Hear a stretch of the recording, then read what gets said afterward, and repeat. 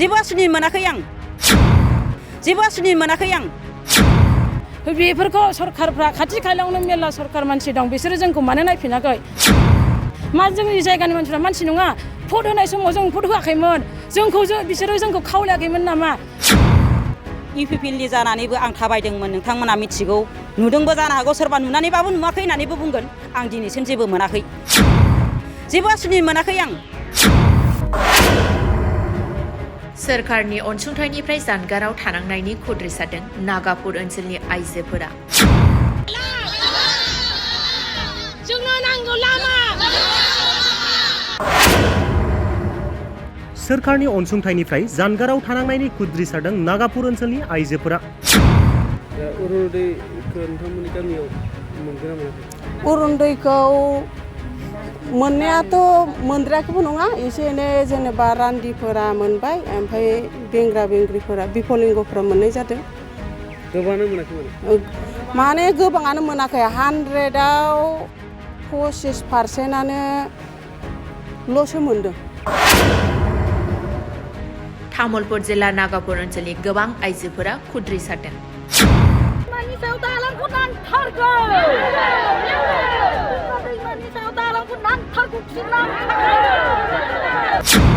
नोंथांमोना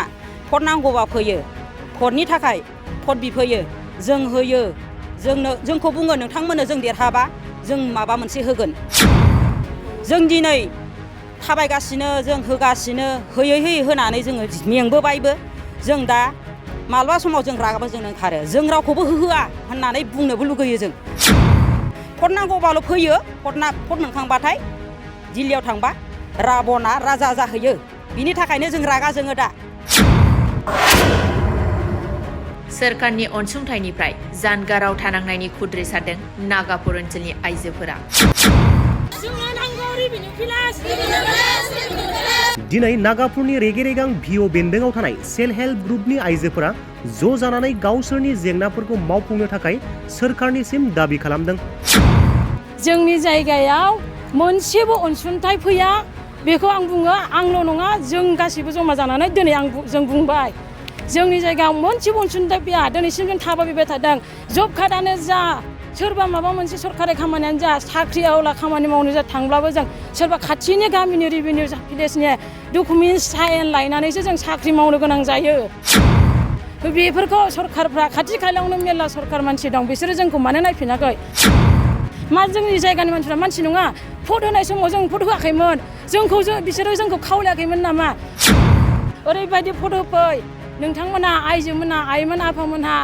जोंनियाव ओरैबायदि भट होफै ओरैबायदि खालामफै होननानै जोंखौ खावलायदोंमोन मोजां बुंदोंमोन जों लैहोर फैनानै खथ' मोनमारगोन खोमा लामाफ्रा मोजां जायो खोमा दालांफ्रा मोजां जायो खोमा थांलाय फैलाय हान्था मेलानि थाखाय गारि मथर खारनो थांनाय लामाफोराबो मोजां जायो खोमा स्कुलफोराबो मोजां जायो खोमा साननानै जों खथ' मोजां खालामबोदोंमोन 100आव 90%बाबो जों भट होबोदोंमोन जोंनि जायगानिफ्राय दिनैसिम जोंनि जायगायाव जेबो भटआनो माबायानो गैया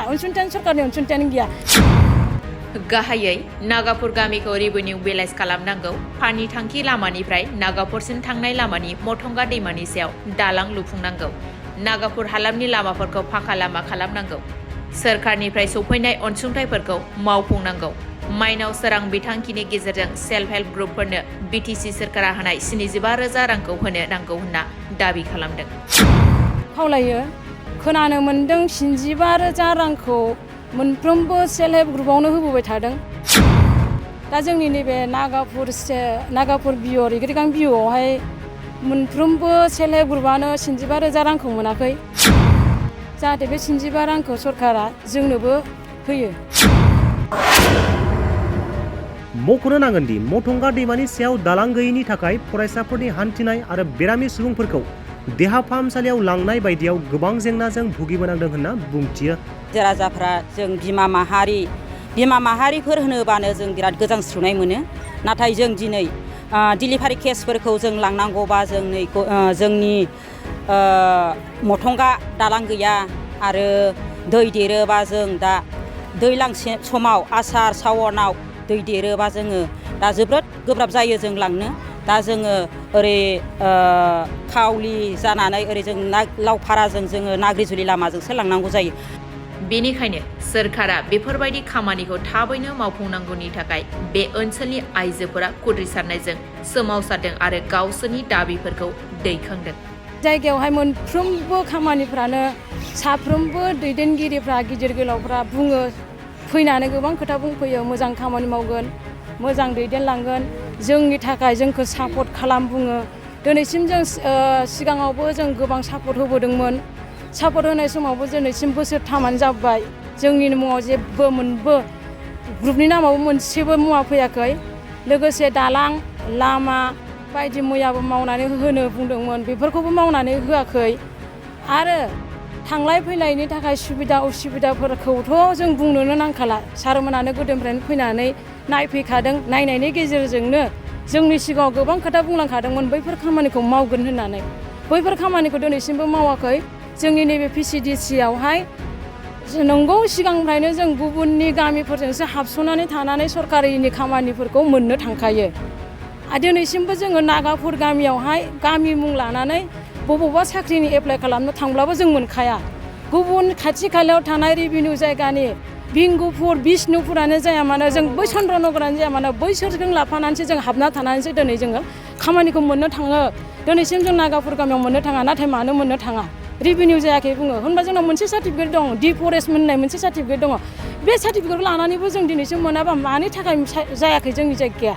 बेखौ जोंनि रेभिनिउ भिलेजखौ जायगाखौ बानायनानै होनो थाखाय सरकारखौ खावलायनाय जाबाय। आरो जों माब्लाबाबो गुबुन जायगानि गामिनि मानसिफोरजों जाहाथे बेबायदि हाबसननानै सरकारनि जब खामानिफोरखौ मोननोबो मोननाङा, जाहाथे जोंनि गामिनि मुङैनो मोनथों, बेखौ जों सरकारनिसिम खावलायहरबाय। डिजिटेल बड' निउसनिफ्राय गासैखौबो खुलुमनाय आरो बरायनाय बावहरनाय जाबाय। मदद आरो हेफाजाबनि नोजोरजों नोंथांमोननि सेराव दं डिजिटेल बड' निउस वेब पर्टेल। सुखु दुखुनि समाव, खैदां खैफोदनि समाव नोंथांमोननि राव जानानै ओंखारबोदों डिजिटेल बड' निउस। खौरां दैथायहरनो आरो जोंजों थोंजोङै फोनांजाबनो थाखाय जानबुं नं 6901559919। उदां आरो सैथो खौरां फोसावनायनि थांखिजों नोंथांमोननि सेराव दं डिजिटेल बड' निउस।